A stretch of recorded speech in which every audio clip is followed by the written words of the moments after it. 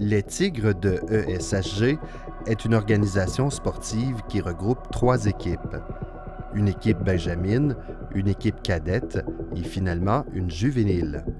Bien que cette dernière est plus souvent sous les projecteurs, son succès est attribuable entre autres à l'expérience que les athlètes obtiennent lors de leur passage dans les 2 autres catégories.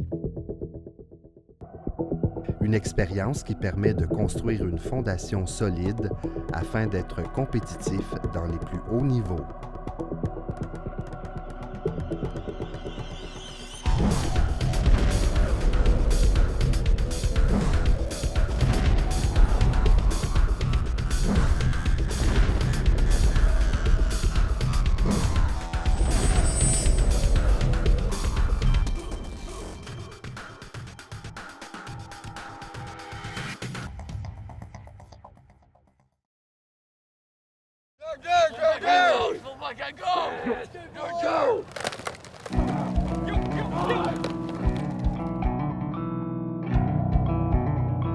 Dans le fond, nous autres, on est vraiment le groupe du milieu dans notre organisation. Il y a plusieurs écoles qui ont juste, que ce soit une équipe, 2 équipes, nous on a les 3. Donc, Benjamin, secondaire 1-2, nous, des fois on a un petit peu de 2 et du 3. Puis juvénile 4-5, donc ils ont 13, 14, puis à la fin de l'année, il y en a qui tirent 15 ans.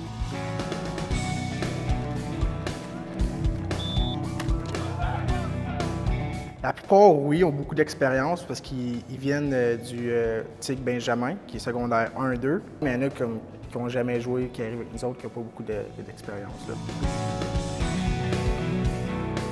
Au départ, nous avions seulement une équipe, c'était les juvéniles. Nous sommes dans notre 13e saison. Ensuite, l'année suivante, l'école a décidé de partir dans une équipe Benjamin, sous une formule de genre de sport-études.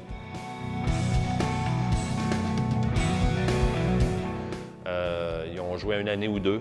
Ensuite, nous, quand on a parti notre organisme non lucratif, on considère que c'est vraiment important d'intégrer cette équipe-là à notre structure. Alors, on les a inclus. On paye les dettes, acheter les équipements, on a vraiment intégré notre façon de fonctionner. Ça a fonctionné très bien. Ensuite, ils sont partis d'une équipe Benjamin à cadet. Ensuite, d'environ 4 ans, on a fait une étude de marché sur notre clientèle. Notre clientèle, nos jeunes, étaient dans quel secondaire? On s'est aperçu que sur 700 gars, on avait 400 au niveau Benjamin. Alors, on a parti de notre équipe Benjamin. Alors, nous, on peut habiller un total, ça varie de 120 à 135 jeunes chaque année.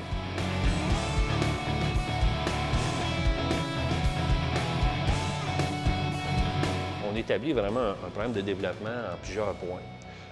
Au départ, on met beaucoup d'emphase sur les activités de recrutement, aller chercher le plus de monde possible. On fait beaucoup d'activités de sélection.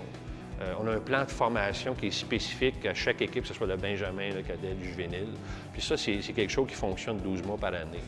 Alors, même aussi, une nouveauté qu'on a faite il y a quelques années, on a fait un partnership, un anglicisme, avec la Ligue de football mineure Outaouais, où que tu peux jouer au football dans l'est de la ville à partir de 7 ans. Alors, on a fait vraiment une bonne analyse, comment faire performer nos jeunes sur le terrain, avec un plan de match qui est très clair, puis on le suit à la lettre. Évidemment, on fait certaines modifications, mais je pense que chaque année, vous savez, on travaille très fort pour avoir des équipes performantes, des jeunes performants, sur et à l'extérieur du terrain. Vous savez, n'importe qui veut vraiment y accorder du temps, y apporter une bonne réflexion comment le faire va réussir. Il y a des qualités qu'on veut et qu'on découvre sur le tard. C'est ça qu'on veut que les jeunes aient du cœur. On veut qu'ils puissent vouloir fournir l'effort nécessaire. C'est pas toujours facile à trouver, mais c'est pas de quoi qu'on peut voir en regardant un jeune dans le corridor, disons. On veut des jeunes qui viennent aux pratiques. C'est pas une affaire facile à avoir non plus.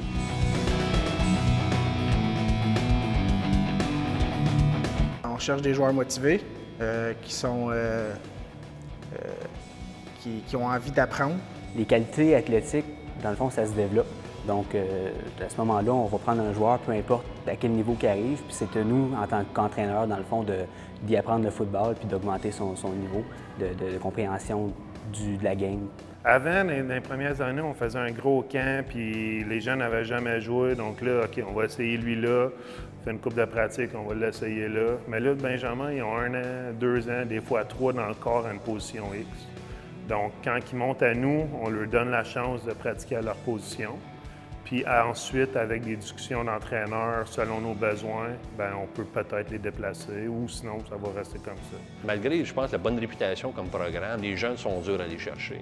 On va les rencontrer dans leur classe. Chaque fois qu'il y a des activités à l'école, on les rencontre. Puis on a une approche qui est plutôt, qui est vraiment pas passive. On rencontre un jeune dans le corridor, puis on lui parle directement, puis on le recrute avec conviction, quoi. En parlant aux jeunes, en parlant aux parents. Tu sais, souvent, les jeunes ne veulent pas jouer au football parce qu'ils n'ont pas les moyens financiers. Nous, c'est quelque chose que c'est la première chose qu'on dit. Écoutez, on n'a jamais empêché un jeune de jouer au football parce que financièrement, c'était difficile. Puis pour nous, c'est super important. Alors, on recrute fort, on les rencontre dans les classes. Écoutez, il faut recruter.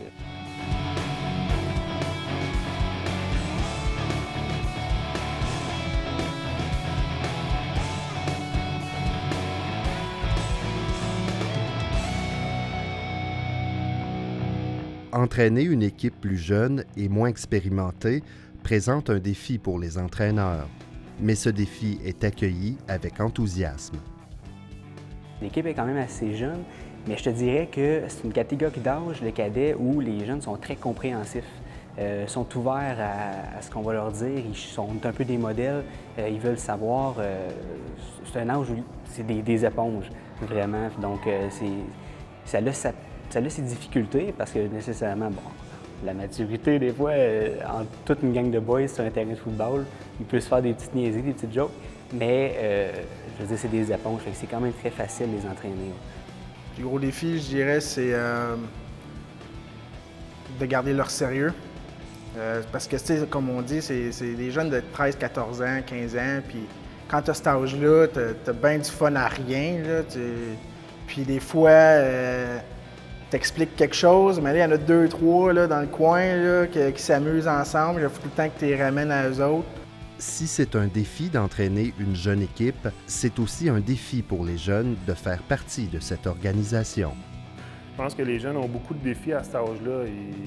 Les mauvaises fréquentations qui commencent, des fois tu veux essayer des nouvelles choses, les premières petites blondes. Je pense que nous, on a des défis, mais eux en ont aussi. Donc notre plus gros défi, c'est d'essayer d'avoir une écoute, une oreille pour eux, puis d'essayer de les emmener au meilleur d'eux-mêmes. Un autre défi aussi, c'est à cet âge-là, le niveau d'engagement. Des fois, ils ont tout à portée de main. Donc, des fois, de vouloir se donner 3 pratiques par semaine, à 2 heures à chaque fois, plus le match, c'est pas tous les jeunes qui sont prêts à donner ce temps-là. Vous savez, je me souviens, à cette période-là de ma vie, comment c'est pas facile d'être un ado. Je me souviens que tu n'es pas un homme, tu n'es pas un enfant. Tu as des défis, tu as des grosses décisions à prendre. Alors, moi, vous savez, l'interaction qu'on peut avoir avec le jeune, comme on dit de one-on-one, un sur un, c'est ça notre paye. Je pense que c'est vraiment là qu'on fait la différence. Vous savez, quand on a un groupe de 45 ou 50 joueurs en avant de toi, tu es dans un contexte sportif, mais je pense qu'on a vraiment une valeur ajoutée avec le jeune. C'est vraiment s'asseoir puis l'écouter. Et lui faire partager le bagage d'expérience que nous, on a vécu. Vous savez, si les parents ne lâchent pas nous dire, vous avez quand même une oreille attentive des jeunes. Vous ne pouvez pas vous imaginer l'impact que vous avez sur la vie de ces jeunes-là. C'est une lourde responsabilité, mais pour nous, les entraîneurs, on est là pour ça. C'est ça notre paye. Comment qu'on garde nos jeunes motivés et performants tout le temps, c'est pas évident. Vraiment se concentrer pendant une période d'1 heure, 2 heures, 3 heures, c'est pas toujours évident. Surtout, on essaie quand même de rendre l'expérience agréable. Vous savez, nous, qu'est-ce qu'on essaie de faire? C'est pas juste arriver sur le terrain puis jouer avec un petit ballon rond puis se frapper. Nous, qu'est-ce qu'on essaie de faire? C'est ajouter beaucoup de plaisir à ça. C'est là qu'on a sorti nos voyages, nos sorties. Si les jeunes ont pratiqué très, très fort, bien, les dernières 15-20 minutes, on joue un match de touch football. On essaie vraiment de les garder le plus occupés possible, le plus motivés possible. On fait amener des conférenciers pour En tout cas, je pense qu'on a une formule, mais c'est pas toujours facile. Surtout rendu octobre, novembre, il faut être assez créatif pour garder des jeunes vraiment intéressés à 100 %. Bien, c'est vraiment dans l'organisation de la pratique. Notre entraîneur-chef, Kevin Allaire, il fait un travail remarquable. Vraiment, là, le tempo de la pratique il est sans arrêt. Donc, on les tient à l'aise. termine un exercice de 2 minutes pour l'eau, pas 2 minutes 30, là, 2 minutes, puis on passe à la prochaine exercice. Fait que je pense que l'organisation, la pratique en tant que telle, fait en sorte que les jeunes ils restent dans le tempo tout au long de la pratique, puis tout au long de la saison, justement. À travers les années, la division cadette des Tigres de ESHG a su faire ses preuves. Depuis ses débuts, l'équipe a été couronnée de succès sur toute la ligne. Les cadets, le succès des cadets, dans le fond, depuis 5 ans, c'est 38 victoires, 4 défaites. Cette année, on est 5 victoires, 1 défaite. La seule équipe qui nous a battus, c'est Franco Cité, qui ont battu toutes les autres équipes dans la ligue. Les succès de l'équipe, c'est des cadets, c'est sur le terrain. On veut que ça soit aussi off the field, en dehors du terrain. On veut que les jeunes réussissent à l'école parce que dans le groupe de jeunes qu'on a à travers le programme, il y en a plusieurs qui peuvent viser de jouer collégial, même universitaire. Donc, on veut les pousser là-dedans. Puis, football, il faut que tu puisses aller faut que tu sois bon à l'école pour continuer. Quand ils font quelque chose en classe, on entend souvent parler les coachs. Donc là, ils ont comme un suivi un petit peu sur le terrain de notre part. Fait que, puis on offre le tutorat aussi. Donc quand ils ont de la misère à l'école, on essaie vraiment justement de les encadrer. Il y a une grosse mission d'encadrement à tous les niveaux dans l'organisation des Tigres. Fait que je pense qu'académiquement, on fait probablement plus que beaucoup d'autres écoles font. Tu es Tigre sur le terrain de football, mais tu es un Tigre aussi dans l'école. C'est certain que le comportement il est important. On veut que tu sois un exemple dans l'école parce que tu représentes l'équipe des Tigres. Puis, on est une organisation sérieuse, donc on veut que nos athlètes soient sérieux, puis dans l'école, ça soit à l'image de notre organisation, c'est certain. Vous savez, nous, on essaie aussi d'inculquer une discipline de vie, arriver à l'heure, donner toujours 100 d'effort, travailler sur ton attitude, essayer de devenir un gagnant.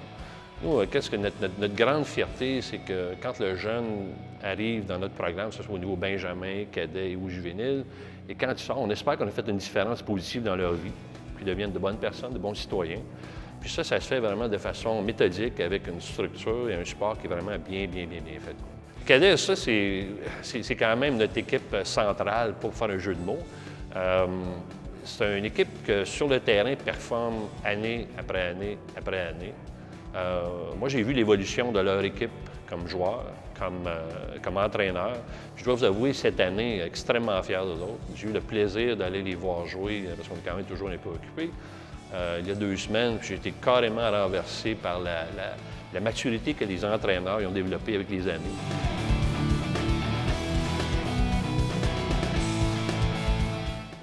J'ai eu le plaisir de jaser avec plusieurs parents suite au match, plusieurs jeunes. Puis c'est des bons kids, des bons jeunes, il n'y a pas de vedette dans le groupe. Ils travaillent vraiment d'un but ultime de bien performer et de gagner. Non, moi je suis très agréablement surpris et très content de la performance de notre équipe cadette. Il y a beaucoup de parents qui viennent nous en parler après quand leur jeune est rendu, mettons, plus vieux, et ils continuent à nous voir, puis ils disent que le jeune a apprécié son expérience. Puis je crois qu'ils aiment l'amour qu'on leur apporte, pas rien que du football, mais en dehors, on les encadre bien, puis je pense que ça paraît avec leurs jeunes. Qu'est-ce qui est super important, quand on a parti de notre organisation, on s'est établi une mission et une vision très claire. Nous, on est là pour supporter des étudiants athlètes, et non des athlètes étudiants, à temps partiel, si vous voulez. Alors, nous, on a mis ça très au clair, que toute notre structure, évidemment, pour nos équipes sportives, avec l'implantation de notre projet de tutorat, notre supervision ou discussion avec les parents, l'école, on encadre très bien le jeune. Vous savez, l'adolescence, c'est pas facile. Alors, nous, on fait certain qu'on lui donne un programme de qualité, évidemment, pour performer sur le terrain, mais aussi à l'extérieur du terrain. Parce que vous savez, tu peux jouer au football pour une certaine période de temps. Par contre, ton école, c'est extrêmement important. Même, je dois dire que notre taux de réussite aux diplomations au niveau des Tigres est très élevé. À l'approche de leur dernier match de la saison du 25 octobre dernier, coach Kevin et son équipe étaient en territoire familier puisqu'ils ont été couronnés champions 4 fois depuis le lancement du programme. Mais cette année, l'approche de la fin de la saison a une saveur particulière. Cette année, c'est la première fois que j'ai aucun joueur qui va revenir l'année prochaine. Donc, tous les gars que j'ai en ce moment et les filles, c'est leur dernier match cadet. Il n'y aura pas de si on part, on peut se reprendre l'année prochaine. Donc, je pense que ça va vraiment être un sentiment de devoir accompli. C'est pas surprenant d'en voir avec une petite lampe sur sa joue, même des fois certains coachs, dépendamment de où est-ce qu'on est rendu. Donc, je pense que c'est vraiment... Les gars sont contents de ramener la coupe à l'école. Quand il y a des jeunes que ça fait 3-4 ans qui ne jouent pas avec moi, qui reviennent me revoir, puis on parle des finales qu'on a passées ensemble.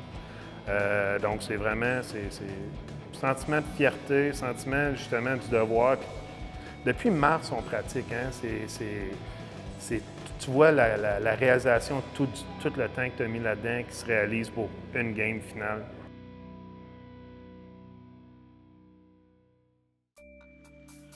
Dimanche, le 25 octobre, les partisans défient le froid afin d'apporter support aux deux équipes. Malgré leur fiche dominante, les Tigres savent que l'équipe opposée n'est pas à prendre à la légère.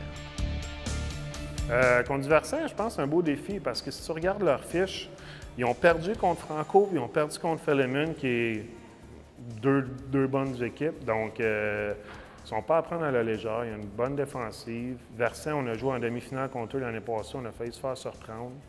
C'est une équipe qui a faim, si on veut. Elle veut nous battre. Elle veut vraiment nous battre. Puis, parce que s'ils nous battent, ils peuvent nous dépasser dans le classement. Donc, ça représente beaucoup pour eux, beaucoup pour nous.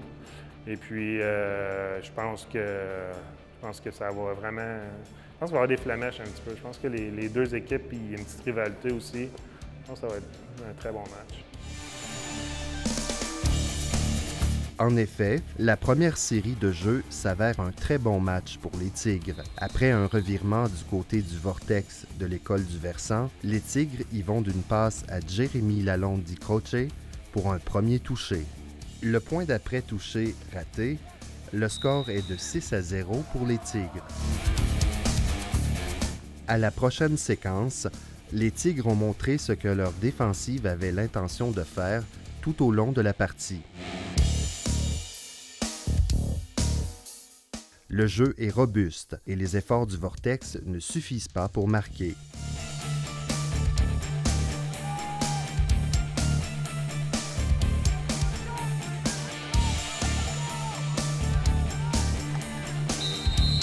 Même une feinte de beauté de dégagement ne peut déjouer les Tigres.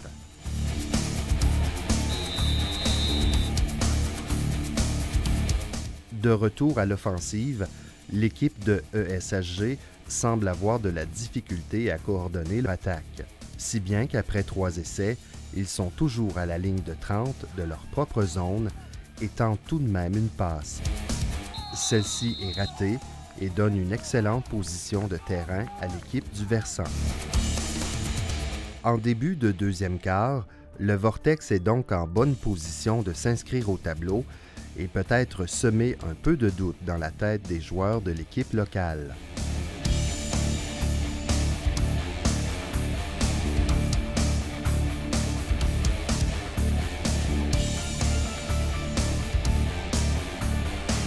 ESHG fait un autre cadeau à Duversan alors qu'ils écopent d'une pénalité de 15 verges pour avoir accroché le protecteur facial du porteur de ballon.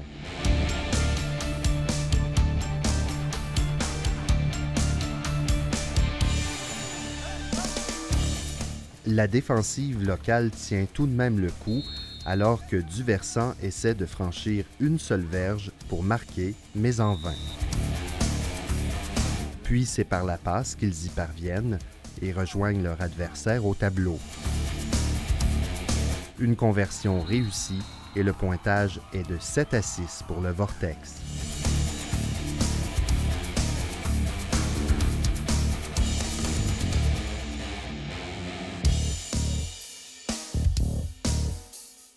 Les Tigres avancent lentement, mais sûrement à leur retour à l'offensive. Les jeux de course semblent épuiser la défensive du Vortex. Mais une pénalité vient freiner leur lancée.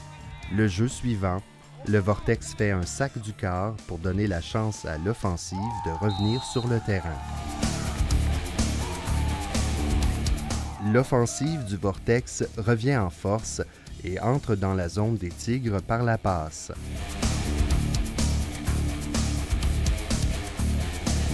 Puis, c'est encore une pénalité qui donne à l'école du Versant la possibilité de marquer alors qu'il se retrouve une fois de plus à la ligne de une verge.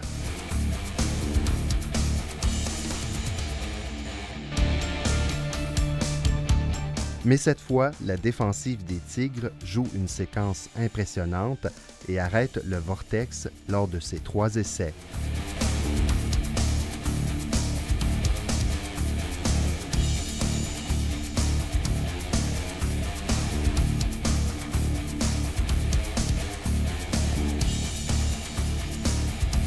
Une tentative de placement échoue et les Tigres reprennent possession.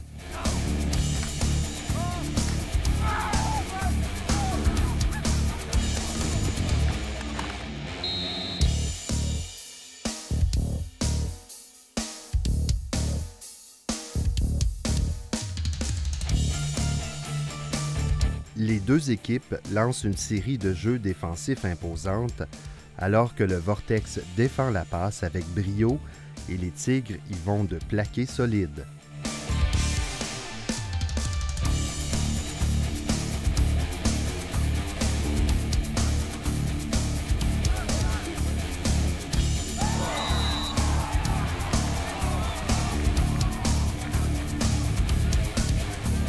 Avec la fin de la demi qui arrive, les Tigres changent d'approche et décident d'y aller par le jeu de passe. Mais le quart, Charles-Alexandre Turcotte, ne réussit pas à trouver son rythme alors que le Vortex vient effacer tout espoir de marquer pour les Tigres. Le Vortex fait quelques jeux pour s'approcher de la zone payante, mais par manque de temps, il botte le ballon au bout de la zone orangée pour ajouter un point.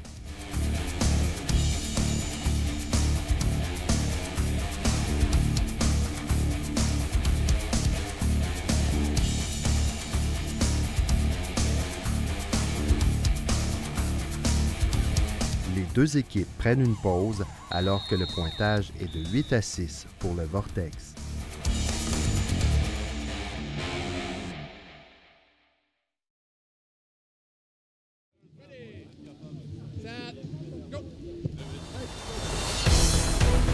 De retour sur le terrain, la défensive des 2 équipes vole la vedette. Le Vortex est incapable de produire de gains significatifs et leur première série est vite arrêtée alors que Gabriel Couture-Lacelle des Tigres vient plaquer le porteur de ballon derrière la ligne de mêlée. Motivé par la performance de la défense, l'offensive des Tigres retrouve son rythme et exécute une série de jeux qui l'amène en position de marquer.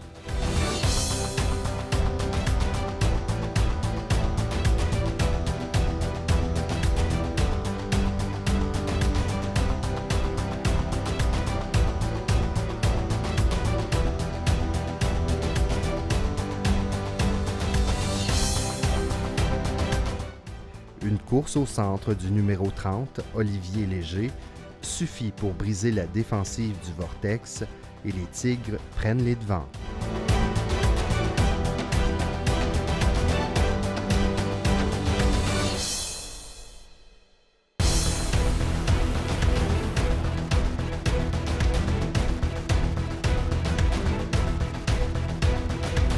Les Tigres dégagent donc le ballon aux mains du Vortex, mais ce dernier ne le conserve pas longtemps.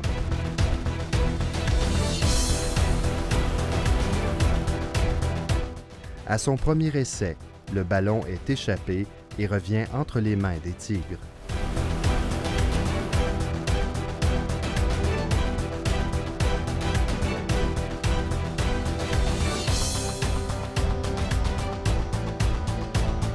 Ceux-ci tentent d'augmenter leur avance et ainsi sécuriser une victoire.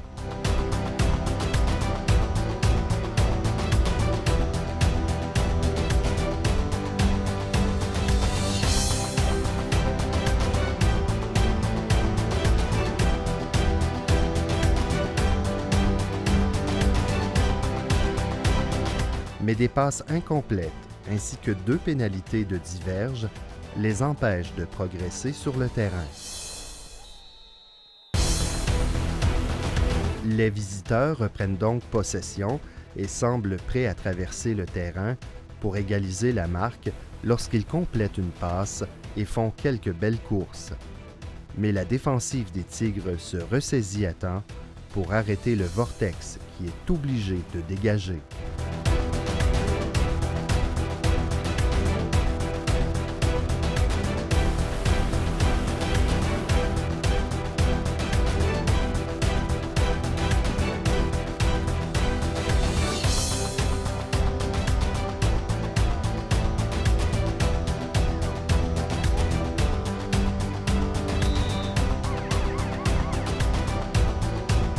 La fin du troisième quart et le début du quatrième est marqué par une série de jeux défensifs de la part des deux équipes où les Tigres vont même jusqu'à bloquer un botté de dégagement du Vortex.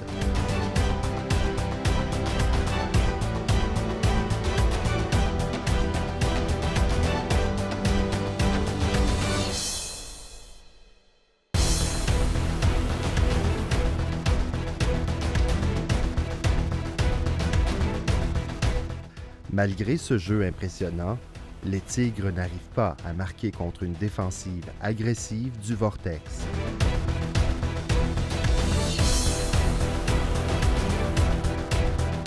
Les dernières minutes de la partie sont à l'image du reste du match. En effet, les équipes cumulent des erreurs lorsqu'elles sont en possession du ballon et défendent leur territoire avec énergie à la défense.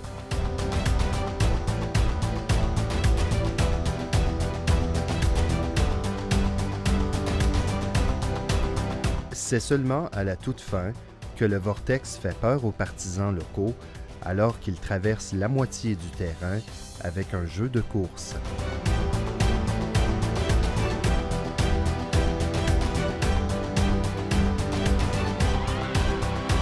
Mais l'équipe est arrêtée et les Tigres de ESHG s'en sauvent avec une victoire de justesse de 12-8. La saison officielle est maintenant terminée pour ces joueurs cadets, mais l'entraîneur-chef se presse de rappeler qu'ils ont encore les deux joutes les plus importantes à jouer lors des 2 prochaines semaines, alors qu'ils entreront dans les séries éliminatoires.